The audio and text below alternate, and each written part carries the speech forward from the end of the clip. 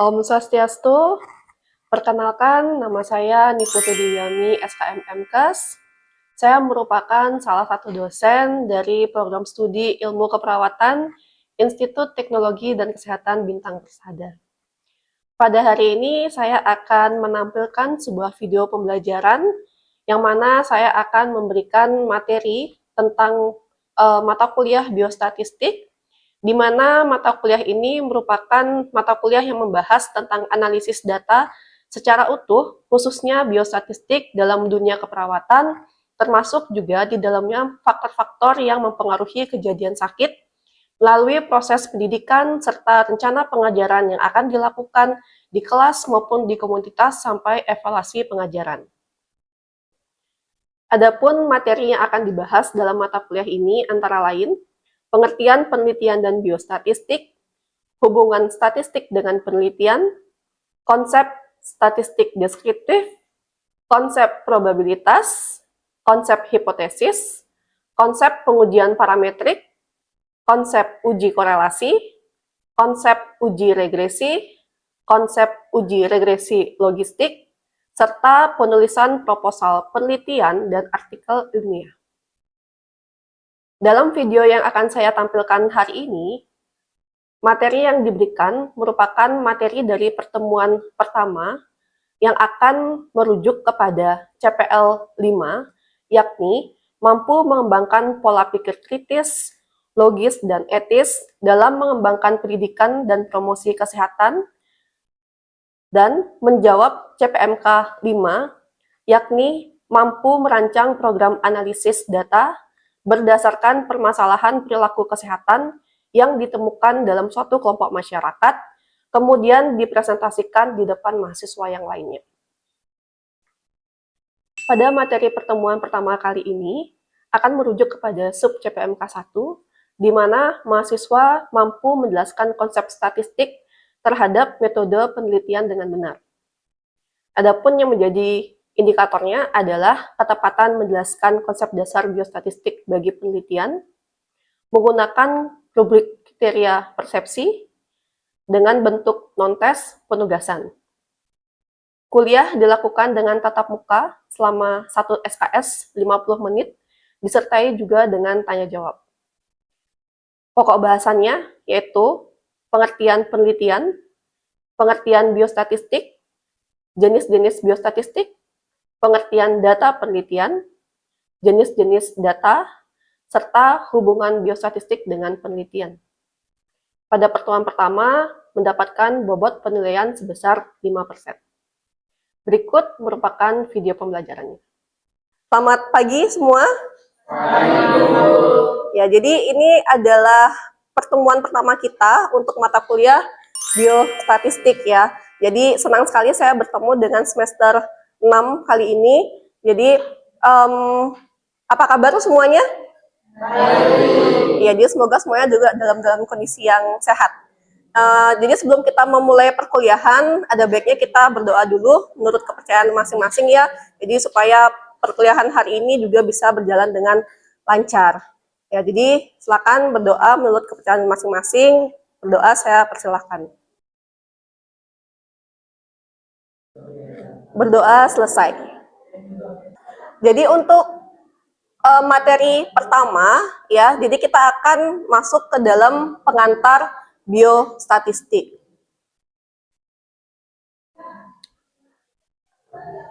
Nah, adapun capaian pembelajaran yang diharapkan dari mata kuliah ini ya, jadi mahasiswa mampu mengidentifikasi penggunaan metode biostatistik dalam penelitian dengan benar. Kemudian, indikator yang digunakan dalam menempuh mata kuliah ini, mahasiswa mampu menjelaskan pemanfaatan biostatistik di dalam penelitian, dan berikutnya, mahasiswa mampu membaca hasil penelitian menggunakan pendekatan biostatistik. Ya, jadi sudah jelas sekali bahwa mata kuliah biostatistik ini akan membantu kalian dalam memenuhi penulisan proposal dalam membantu kegiatan penelitian nanti. Ya. Nah, jadi pokok bahasan yang akan kita bahas pada hari ini ada 4 ya utamanya. Yang pertama konsep dasar biostatistik, kemudian jenis-jenis analisa data dalam biostatistik, peranan biostatistik dalam penelitian, dan terakhir jenis data penelitian. Oke, jadi sebelum kita benar-benar masuk ke dalam materi, ada baiknya kita pemanasan dulu ya. Jadi dengan melakukan sedikit quiz. Jadi silakan dipersiapkan handphone masing-masing, kemudian bisa di-scan barcode yang ada di depan.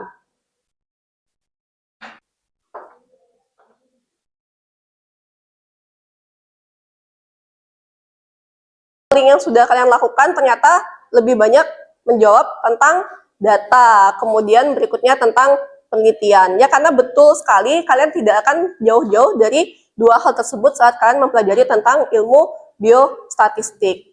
Nah, jadi secara garis besar sebenarnya ilmu statistik itu terbagi menjadi dua. Jadi ada yang mathematical statistik, applied statistik, dan kita akan berada di area biostatistik. Nah, jadi untuk biostatistik itu sendiri, dia ada dua rumpun yang berbeda lagi. Jadi ada statistik deskriptif sama statistik inferensial. Dan keduanya juga punya fungsinya masing-masing. Yang berikutnya, bagaimana sih sebenarnya keterkaitan antara biostatistik dengan penelitian? Ya, seperti yang tadi sudah kalian lakukan polling juga, beberapa mahasiswa menjawab memang biostatistik itu erat kaitannya dengan penelitian. Nah, kalau kita lihat dari katanya saja, penelitian itu apa sih sebenarnya artinya? Ada yang tahu nggak? Penelitian, kalau kita lihat dari asal katanya itu adalah research. Jadi ada re dan search. Berarti pencarian yang dilakukan berulang. Ya, jadi penelitian itu akan bisa terus dilakukan untuk mendapatkan hasil yang konsisten. Jadi selama hasil penelitian sebelumnya belum ditemukan konsistensi atau koherensi, maka penelitian itu bisa terus dilakukan. Ya, makanya disebut dengan riset atau pencarian berulang. Nah, jadi penelitian itu adalah kegiatan yang dilakukan secara sistematis dan terorganisir. Ya, dengan menerapkan metode ilmiah untuk menghasilkan suatu jawaban atau kesimpulan. Ya, jadi apa peranan biostatistik dalam penelitian tadi? Jadi untuk membantu mengorganisasikan data. Kemudian berikutnya membantu menganalisis data, membantu menyajikan data, dan terakhir membantu menginterpretasikan data sehingga kita mampu menarik kesimpulan yang tepat. Satu komponen penting yang sering kita gunakan dalam menyusun suatu penelitian adalah data penelitian. Ya, jadi data itu apa sih? Data merupakan nilai atau value yang digunakan untuk merepresentasikan deskripsi dari suatu objek maupun peristiwa. Ya, kemudian data ini juga merupakan suatu informasi, baik berupa angka maupun keterangan. Jadi apapun itu yang kita dapatkan dalam bentuk angka maupun keterangan itu bisa merupakan bagian dari data. Nah, kalau misalnya saya kembalikan ke kelas ini, kira-kira data apa sih yang bisa saya dapatkan di kelas ini? Siswa. Kalau datanya jumlah siswa, berarti saya dapatkan dalam bentuk angka. Kemudian data apa lagi yang bisa saya dapatkan di kelas ini? Selain jumlah siswa, data kehadiran. Itu bisa saya dapatkan dalam bentuk apa? Absensi bisa, kemudian dari jumlah mahasiswa yang hadir. Kemudian apa lagi yang bisa saya dapatkan dari data kelas ini? Data jenis kelamin bisa nggak? Bisa. Jadi yang saya dapatkan adalah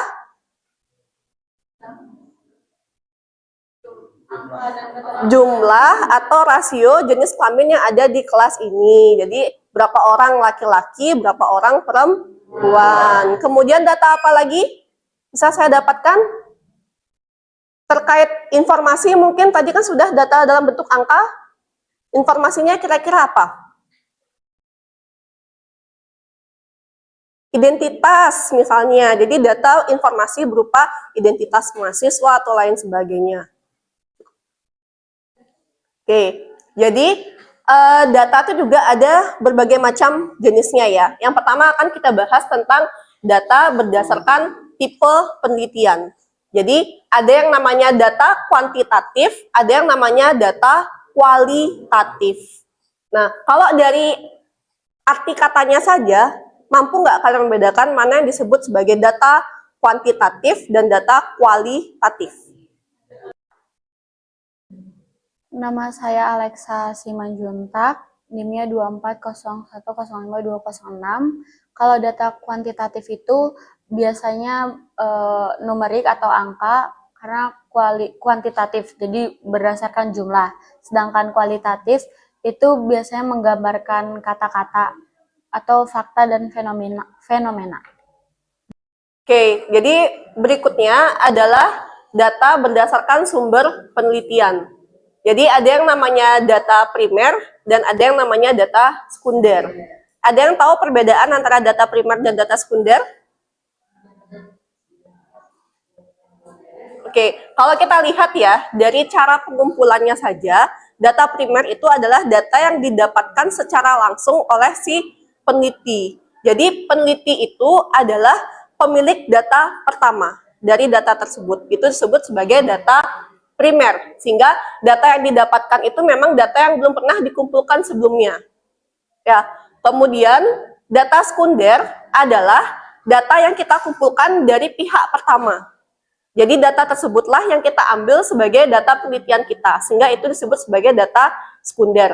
Misalnya data-data yang kita dapatkan dari data BPS atau Badan Pusat Statistik, kemudian data rekam medis maupun data survei. Intinya saat kita mendapatkan data tersebut dari pihak lain atau pihak pertama, kita sebagai pihak kedua, kita disebut sebagai pemilik data sekunder. Kemudian yang berikutnya, data berdasarkan cara pengumpulannya. Jadi ada yang disebut dengan data observasional, data wawancara, dan data eksperimental. Kalau data observasi, itu berarti data yang kita peroleh dengan cara melakukan observasi atau pengamatan, betul sekali ya. Jadi apapun itu jenis datanya, saat kita kumpulkan dengan cara melakukan observasi atau pengamatan, itu disebut dengan data observasi. Kalau data wawancara yang bagaimana?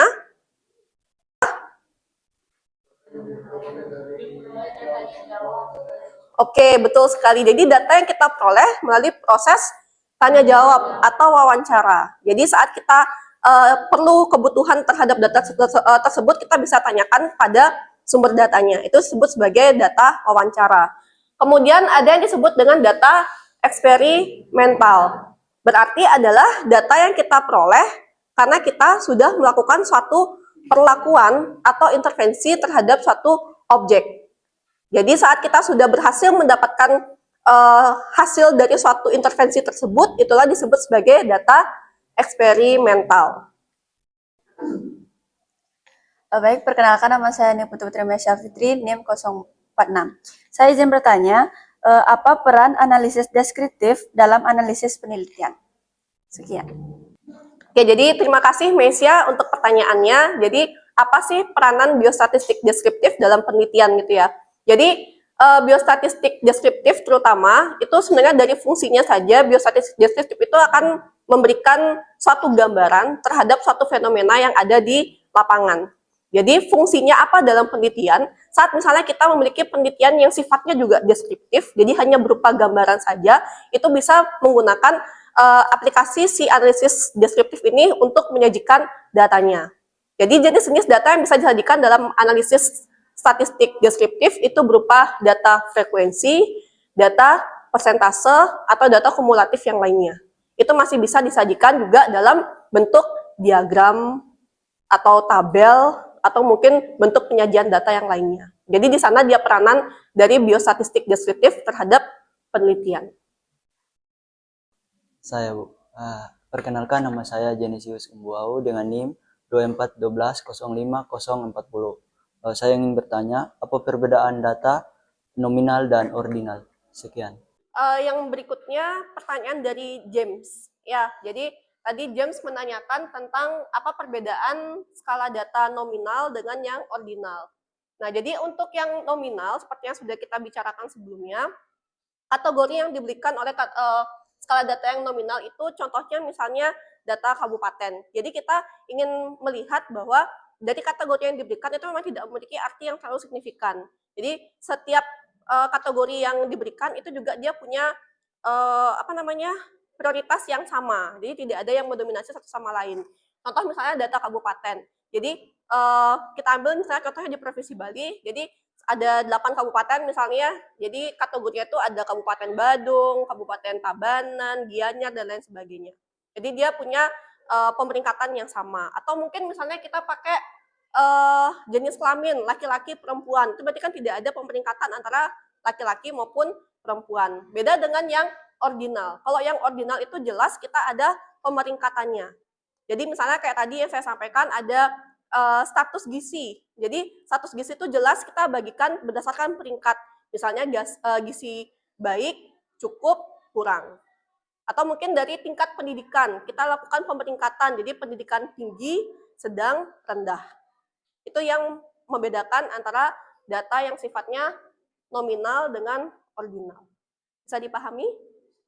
Ya, terima kasih untuk pertanyaannya. Ya. Jadi sekian untuk materi kita hari ini ya, sebagai akhir evaluasi pertemuan pada hari ini, saya akan memberikan penugasan secara individu. Ya, jadi silakan kalian buat penugasan dengan berikan contoh perbedaan penggunaan antara statistik deskriptif dengan statistik inferensial. Kemudian tugas berikutnya, berikanlah salah satu contoh jenis data berdasarkan sumber penelitiannya. Itu tadi semua sudah kita bahas ya dan sudah ada dalam materi. Nah, silakan juga kalian kumpulkan tugas tersebut ke dalam link yang sudah saya sampaikan di sini. Ya, jadi selambat-lambatnya saya tunggu di minggu depan. Ya, berikut adalah kepustakaan yang saya gunakan dalam menyusun materi hari ini ya. Jadi silakan kalian kalau misalnya mau membaca lebih banyak ada di kepustakaan ini. Baik, jadi sekian materi kita hari ini terkait tentang pengantar biostatistik ya. Jadi terima kasih atas waktunya sudah hadir dalam kelas hari ini. Kemudian untuk minggu depan kita akan memulai pada materi analisis statistik deskriptif. Ya, jadi silakan dipersiapkan tugasnya dengan baik. Kemudian kita bertemu lagi di minggu depan. Selamat pagi.